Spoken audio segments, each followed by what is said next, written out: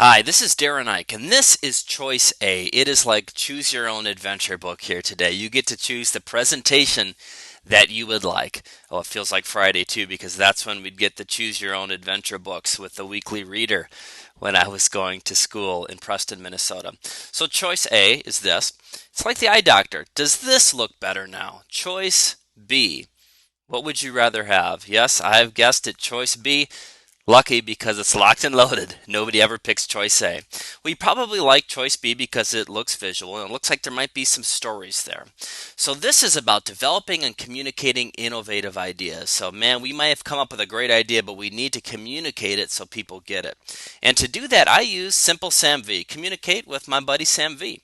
And that's using stories, analogies and metaphors, and visuals to be able to get your idea across in an engaging way that's understandable. Simple Sam V.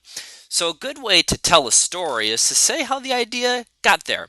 And I believe if you've got a story to tell, make sure you keep on their roots and the dirt so people can see where it's coming from. So where's this stuff coming from that I'm talking about today? Well, it actually started at the University of Wisconsin when I was a graduate student and facilitating a leadership retreat there was a student named Anand Chatpar who had a vision for connecting the idea generators of the world with the idea implementers. So what we did was we went about recruiting and assessing the most creative, innovative people, students at UW, training them, teaching them in this brainstorming methodology we developed, and then facilitating projects for Procter & Gamble, United Nations, places like that. And then have evolved into teaching people the things that we've learned to do. We even put on a trip called Innovation Trip, the best of American innovation, where we brought executives from overseas to Harvard and MIT and then flew them to Silicon Valley, to Stanford, to IDEO, to be able to help them learn how to innovate, to develop their ideas, to be able to come up with their own disruptive innovations that change the game, that are breakthrough ideas. And wow, here's a breakthrough idea that disrupted the way I see, I guess. It's LASIK eye surgery, laser eye surgery. Had that done, disrupted my need for contact lenses and glasses. But what I really needed in high school was how to be cool. And here's the ultimate thing, a brainstorm, coming up with a lot of ideas. And this is something floating around the internet. Somebody brainstorming how to be cool, and they had motorcycles, wear cologne, move to Williamsburg, learn to speak European, grow facial hair, helmets, mohawks, designer shades. That's a good brainstormer. How are they doing it? Well, here are some tips I have. Capture your ideas first, all of them. Don't just let them leave you, write them down. Quantity, come up with a ton. We would come up with 500 to 1,000 for our projects. Use questions. The more questions, the more ideas. Don't judge your ideas. That's very important. It takes courage to generate ideas that are not good. And ultimately, use idea generating tools. That's what helps us get to the quantity that we want to get to. Not judging and using tools. So when the list of ideas dries up, we can come up with more. It's like looking at your problem through different lenses or using that Swiss Army knife to help you.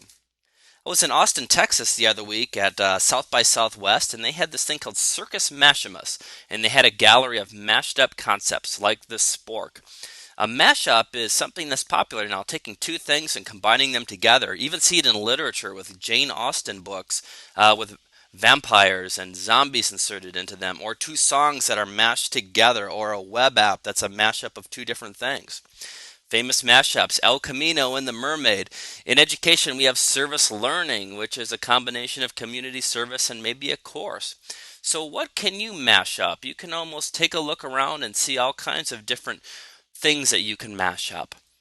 What are the challenges that you face, and what are some things maybe from the outside that you can mash into it, for example? Like, what about mashing up Facebook with your program that you have, or mashing up YouTube with it, or mashing up other things? What can you mash up to help you get a lot of ideas? Okay, so now we've got a lot of ideas, maybe 100, let's say. What do we do with them? Well, I found one of these in the woods once, and believe it or not, that gray ball there used to be a mouse. An owl actually found that mouse and ate it for dinner, and what an owl will do is he'll take the whole mouse in to his body, absorb everything that he needs, the meat of the mouse, and he'll spit out everything he doesn't need, like that. He'll spit out the fur and the bones into that ball. So that's how we analyze ideas. That's why it's no big deal to come up with a lot of bad ideas. We want quantity. They're like raw materials. They're like trees that we can plant and grow. So what I've done is I've looked at this ways to be cool list and highlighted the meat of it, what I want to digest and use. And that's the ideas of learn to speak European, learn to play guitar, become a band photographer, online friendships, make your own movie, and hang out with Steve. So that's what I'm keeping. Everything else I'm going to spit out into a ball of fur and bones. And the nice thing is now, remember, these ideas are like raw materials. They grow. That's the value of them. We can mash them up too. So I'm going to take that make a movie idea and grow that as a tree. How about make a documentary about Steve? Let's mash that up or extend that. How about share that documentary on Facebook with friends online? Or how about a learn from the band guitar tutorial, right?